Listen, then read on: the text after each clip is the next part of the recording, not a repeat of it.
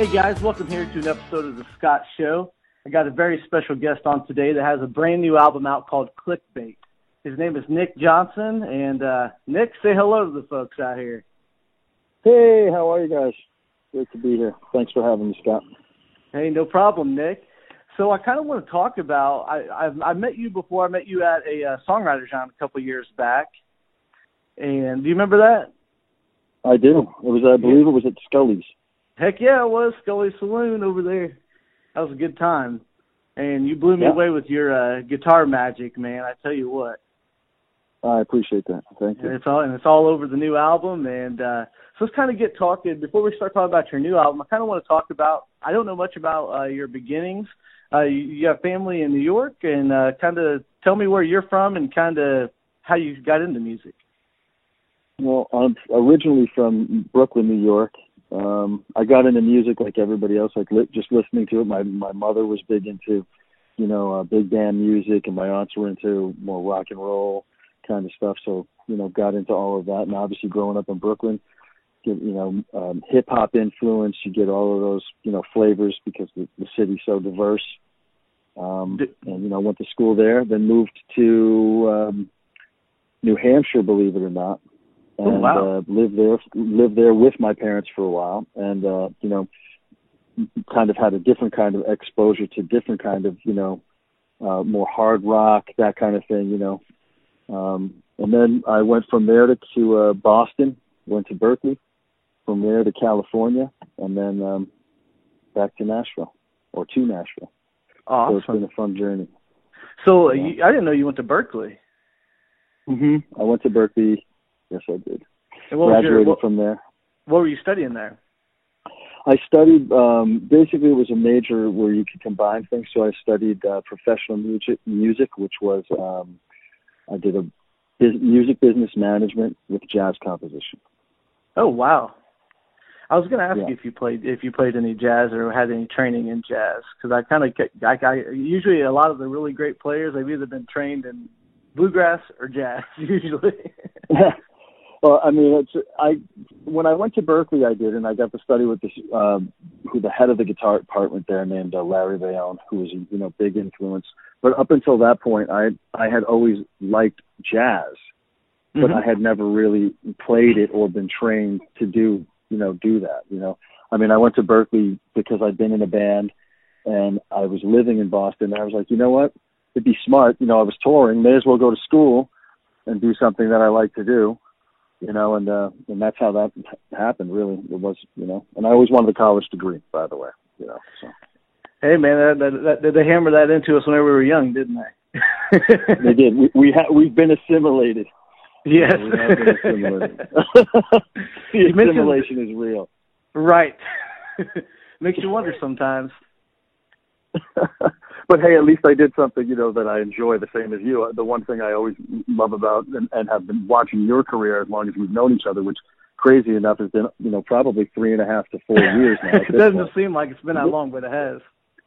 You always are trying to do new things with your music, with the talents that you have, the skills that you have, which obviously are more than just playing music. And so, you know what I mean? We're all a sum of our parts, right? I mean, yeah. Got to do what you got to, pretty cool. I appreciate that, brother. That's true. So let's get on talking about your new album. Well, actually, real quick before we start talking about your new album, you mentioned big band music that you listened to whenever you were a kid. Do you still listen to big band music? I love it. I mean, I love horns are killer. It's a sad thing that they're not. Those kind of bands are not. Besides like a Brian Setzer orchestra, or they don't really exist as much. I'm sure in some of the smaller towns there are places that those bands still exist. So I don't want to downplay it, but you know what I mean. Right. Yeah. It's definitely not as mainstream like it used to be. And I'm a huge big band fan. My great grandpa had it playing all the time. It just makes you feel good. Yeah, my mother, we would wake up on Sunday mornings and she'd be playing, my first recollections, obviously, when I think of a big band, for me, it's like the band that would, Count Basie behind Sinatra, or, those kind of things. And, that was kind of my first introduction into that kind of stuff. And you know, I agree with you. It does make you feel good, and also the musicality is off the chain. You know what I mean? Yeah, it definitely is, man. That actually, big band music takes up most of my record collection. Now that's awesome. And then you're always out there, you know, putting out the country thing or something. You should do some big band. That would be great. I'll help you. We'll arrange it. Dude, I'm telling you, whenever I become like a super old man and like I have no more leg in the country music industry, I'm gonna go in, you know, straight suit, all the swag in the world, and start my own big band thing. I'll build a whole nother career on that. I'll buy it. I'll tell you. Heck yeah. We'll hire you. You'll be the first guitarist. You'll be the band leader. Nice. I like it. All right. I'm in there. Heck yeah, man. Let's talk about your new album that is very cleverly titled Clickbait. What made you think of that title? I think it's a genius. Right. But tell me the story behind it. Because look, and you and I both know it, especially as, you know, artists that, you know, have achieved, you know, a certain level of success, right? I mean, we have gotten paid. We played with a lot of people. We've done a lot of gigs. You know, it's a mainstay of what we do in our lives. You know, it's what I do. So, I mean, you know, I'm lucky like that, but you're still vying for, you know, likes, and, you know, you have to have a social media presence, and you have to have a lot of people that like you, you know, or follow you. I don't even know if that really demographically deduces down to whether somebody's buying your material, but that I guess they're just following you. Right. You know, so that's what, and then what do we use? How do we use ourselves, and how do we use the situations we find ourselves in to somehow supplement that or augment that, you know, what do we call it? Fictitious life that I guess we're living on the side. Like having a side girlfriend or something like that, right? It's like weird. You're telling me, man, it really is like you're almost living double lives in a way. And but then it's all like one and the same too. It's weird. It is. I mean, and I guess it's a necessary evil. And then, you know, we were talking about how we were taught, you know, and then we were taught, well, an evil is still an evil. You know what I mean? So it's like, you know, I mean, how am I, you know? But anyway, obviously, if you want to compete now, it's the same thing as making a record. You know, you have to tune the vocals. You have to make sure that certain things are the way that they are, because you're trying to compete. You can't complain about it. You have to try to figure out how you can be part of that situation if it's something you want to do, right? I agree, man. I mean, so figure out how to fit into that. Yeah. And so Clickbait is like the idea. Like whenever I may have missed a post or two of yours whenever you were going to be releasing it, but I saw that you had a record out. I'm like, what the heck, man? Because I'd heard some of your like acoustic videos and stuff. So I'm like, I think I was driving somewhere, and I'm like, I'm checking this out. I was actually maybe on my way back from Nashville. I can't remember where I was, but I remember I messaged you and told you I'm going to check this out. And I remember as soon as the leadoff track, I Won't Fail hit, I was like, man, this is legit. I love this stuff. I mean, I always knew you were super talented, but once you hear everything, like all the instrumentation in there, the mixing and the production, once you get the package, it's always a different feeling. You know what I mean? I'm sure it was like that for you whenever you first got the mixes back and masters and all that good stuff. Yeah, I mean, it was. I mean, for the first two songs, I actually get to play. I play the bass on that, all the keys, the drums, the singing, and, you know, do most of the production with my friend Mark Salamone, who's on those first two tracks. And he's, you know, was a guy that I knew and, you know, just from around. And he's, you know, I don't even think he's doing it at this point. But Mark Salamone, great cat. And, yeah, I'm so glad you like it. And people seem to be liking it. I mean, it seems like it's doing well. I haven't gotten to see anything back because, you know, they do the quarterly thing. Oh, and, yeah, you don't love that? Oh, yeah, like leaves you. And like I said, you and I know, and here's a reality that people should know, is like, you know, the selling of a record is, you know, if you get a single that does incredibly well, like millions, you might make money. But with the streaming and everything like that, you know, it's not as lucrative as people think it is. You know, so you got to support your bands. You got to go out there and, you know, buy the T-shirts and do all those things. You know, and see them live, obviously. Yes, I've always told people like that's the best way to support artists that you love, that you want them to keep on creating music, is to buy their merchandise, go see them live. Because I mean, yeah, streaming it and everything, that's fine. I just remember one time I showed my wife one of my quarterly reports, and I'm like, showed her how many plays and stuff. And she's like, wow. And then I showed her what the dollar amount was. It's almost just like you really got to be passionate to do what we do, because if you're looking for an easy buck, it's really not the place to be. No, and I mean, it really isn't. And I think you do have to be passionate about it. I mean, and I also think that you have a lot of people that are also doing it, and there's a lot of content. Oh my goodness. So I mean, so it's very hard to compete with all those things, and you know how it is. I mean, and that's why I give anyone props that can try to find their niche. Whether I like it or whether I don't, I think finding your niche is it's a hard thing to do in any genre or in anything that you do.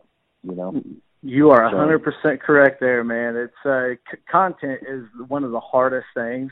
I talked to some other artists about this that are just starting out and things about, the importance of keeping new content, whether it be a picture of what you're doing for the day. It may seem meaningless to you, but for somebody that's scrolling through Instagram, Facebook, Twitter, whatever it is, and they see that, I mean, that may connect to them, or it may just get passed up, but you still got to keep throwing the line out.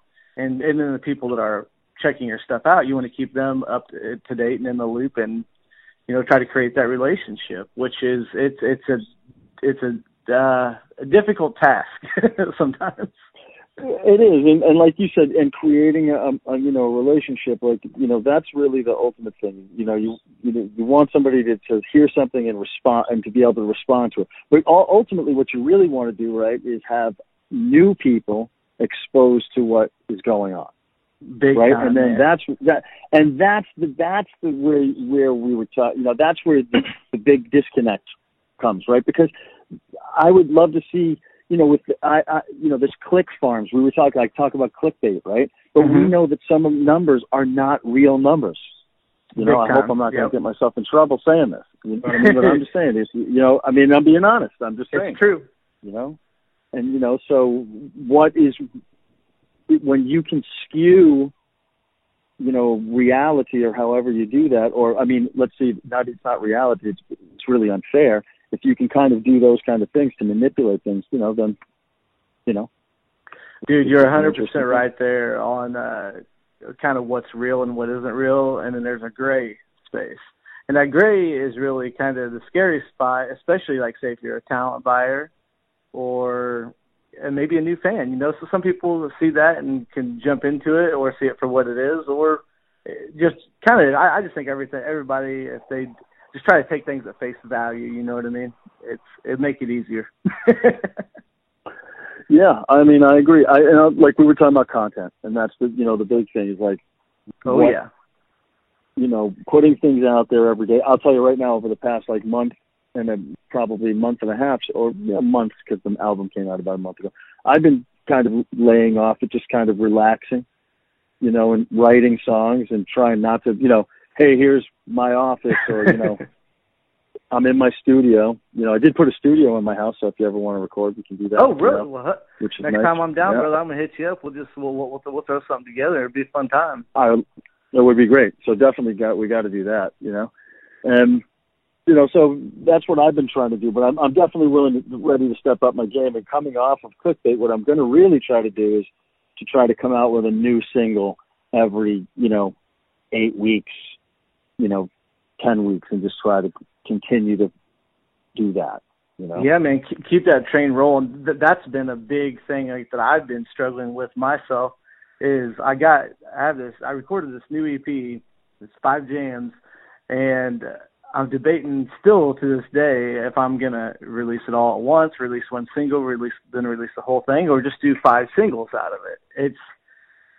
There's no right formula. It's just trying to figure out what it is that's gonna work for your career, Right, like I was going to say, now putting out a record, obviously people don't do that. The reason I did that was because I have so many songs that are sitting around, you know, and a couple of those have been released as singles, and, you know, previously only a couple of them, but the rest of it had just been, you know, sitting there, you know, and I'm just recording all this stuff and doing all this stuff, but no one's hearing it. So it's like, let me just put an album out that at least, and it's also cheaper, as you know what I mean? Oh, put yeah. an album out, you know what I mean? Throw it out there, and let's see what, you know, let's see if people define, well, like, people have been really liking Light Me Up, which is the second. You know, then they've been really responsive to that song. You know, it is an eclectic array of songs because obviously they come from different things. Playmate got into a film called Bus Party to Hell with Tara Reid. Oh, yeah. She's So Lonely got into another film called The Bill Murray Experience, and I think you can get that on, like, Amazon, and you can get that on Hulu, and, you know, look those films up because actually the Bill Murray Experience documentary is great. I'll have to and check I have that one out. song I'm in that. a big Bill Murray fan, and one of my best friends. Yeah, Sadie Katz, who's the actress and the director of that, you know, stars in it, directs it. She did a really good job with that. It's really good. You should check it out. Really good. Dude, man. So you're already. I didn't even know that. So you're pretty much. I mean, you're not doing too bad with this release. I was. I mean, I knew that it was. That's what I was going to ask you about. Was the? It's a very. It's not a middle of the road album. I wouldn't say I mean, I know it's very cliche to say it's got a little bit of something for everybody, but it really does. Like I wrote down like my two favorite tracks. I like all of them, but the top two that always stick out in my mind since I've listened to it a couple times was I Won't Fail and Hollywood, and they're two very different songs. But I love what you're doing, man. I was really impressed by it, the whole thing and the production. And did you do all the production on it? Well, Mark and I did the two songs that you hear, I Won't Fail. Anthony Resta, who I worked with, was on Hollywood. I just want to give credit where credit is due. Of Hollywood, course, man. There Goes My Baby, and She's So Lonely. So those three had Anthony Resta, and he's worked with Duran Duran. He's, you know, extreme. I mean, he's worked with a ton of artists. He's still working. You know, he's fantastic, and, you know, someone I consider to be a good friend. And it was mixed by Cariotti, which I'll send you the name so you can, you know. Yeah. And I mean, other than that, I mean, yeah. So, and then the other stuff was me. You know, in a little home studio. With my friend Mark, just tracking that stuff. So, dude, that is crazy. Yeah. It gives you a whole different kind of perspective because I've done like some recordings on. Oh, hang on a second. Okay, you still there? Oh yeah. I'm gonna cut that little part out. I had a call coming in on my phone. I had to decline it. No worries. What I was saying was it's a different dynamic from whenever you are actually playing most of the instrumentation on it as opposed to using session guys.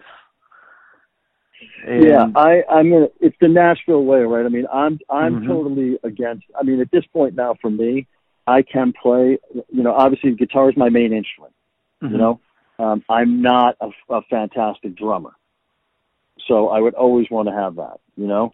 Right. I can play bass, but I mean, depending upon what the song is, you know, I mean, we know good, you know, of course you want to have the best musicians you can have around. You know, that if you can, of course you want that, you know, but, you know, if you play, you want to play. Right. You know, and so I think it's, you know, it's important. And also, I mean, the personality, I think, of the songs comes through more. If that makes sense, you know? Yeah, whenever you're doing the other tracks, whether it be bass, keys, guitar, it definitely, I definitely agree with you that you kind of keep the whole vehicle on the same road. And sometimes the session players think, I mean, you always get a good product, but I'm with you on that. With the feeling, you can definitely hone in on that for sure. And you and I both know a lot of the studios that happen, in particular, let's say in Nashville, or those kind of things are, you know, they're production houses that are built around, you know, taking a song and moving it in a few hours. Right. You know, and there's absolutely nothing wrong with that. That's been, you know, cutting demos and trying to figure out, you know, trying to get cuts completely, you know. And that's another thing that I'm obviously trying to do as well, you know, is try to get cuts, try to get into movies, try to get into film, you know, try to do all of those, you know, try to do all those things, you know. Of course. Well, you used an interesting term there, and I mean, I know what it is, but for the folks listening that may not know, what is a cut? A cut is a single, or hopefully an artist that picks up a single that you've written or been part of, you've co-written or anything like that. And hopefully a major cut, you know, would be nice. Right, Scott? Yeah, that's right. Yeah, no, dude, Tim McGraw's next single, that would be I wouldn't be too sad about that. No. And I was going to say, the other thing is, there's one song. It's funny because the next songs coming down the pipe that you're going to hear from me, at least, are going to be really songs that were written in Nashville. Mm-hmm. Okay, the one song that was written in Nashville on this album, that, you know, obviously I've written a million songs since I've been here, but the one song that's written right now on that album is what is it? Beggars and Thieves. Okay, yes. Okay, and so we did that, and I want to give a shout out to John Christensen, who's on the drums, and my buddy Vern Sorrelhorse, who's on bass. We did that at the studio. We literally went in. That was done in 4 hours, basically live. Bam. Wow. you don't always get that to happen, but that's amazing. If that makes sense, though, you know what I mean? Like, that's what we're like, that old school, like, you know. So the newer stuff is going to kind of be like that, but there's going to still be some surprises. But it's going to be more, I want to say, Americana, country. You know, that's I mean, that's what I got. I don't want to say country because it's, you know, what is country? Right. Right. To me, I think we're kind of getting into the realm. Finally, I think genres that they're still relevant, but I think that it really kind of comes down to the artist or the band as opposed to the genre. I think that's kind of the way I see things eventually going, to just good music's good music. Right. You would think that right. I ascribe to that too.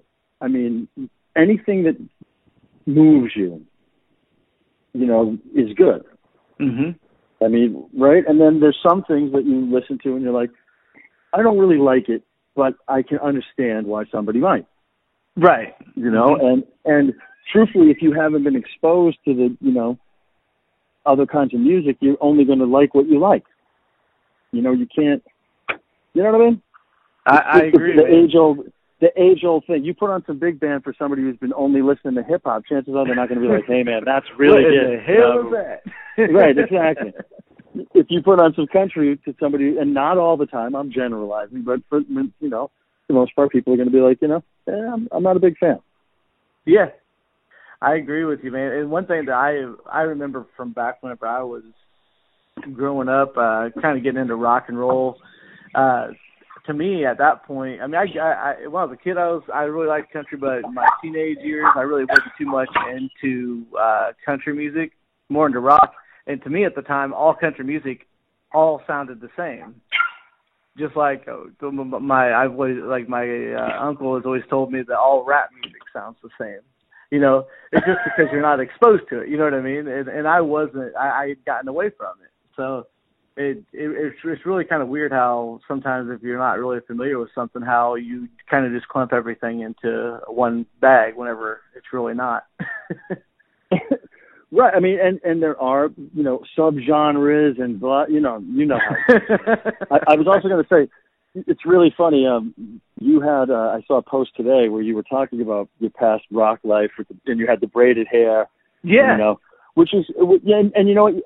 That's the other thing. Everybody starts somewhere, right? I mean, it's very rare that all of a sudden you're 6 years old and you're, my favorite artist is Mel Torme, and I really love those big bands. You know what I mean? I mean, as you get older, you're going to be like, okay, you know what I'm saying? Because you're just getting more and more influenced by things and, you know, finding your way. Big time, man. Yeah, it definitely changes over the course of time. Like, it's weird, like, because, like, I have like my favorite artists and things like that, but lately, for some reason, this past almost 2 months, I've listened to more Glenn Campbell than I have my entire life. And I don't believe there's a guy, a badass. Right.